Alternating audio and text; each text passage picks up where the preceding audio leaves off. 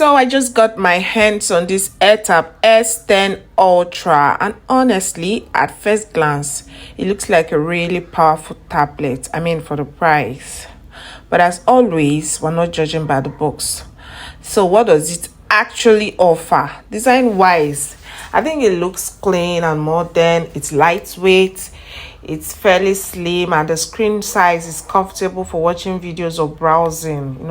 At this point, it gives that premium on budget kind of vibe. However, you must be very careful if you are getting this tablet, because what does it actually come with? The tablet is advertised with specs like 16 gig RAM and 1 terabyte. I mean, this is what many people usually look for.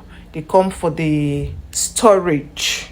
However, devices in these categories, for them, these numbers don't actually always translate exactly the way you'd expect in the real world performance. So this is something you ought to keep in mind. So in terms of usage, it handles basic tasks pretty well, like browsing, watching videos, and light apps. But for you to actually handle very heavy games, we've had complaints that it cannot download certain apps that are very heavy.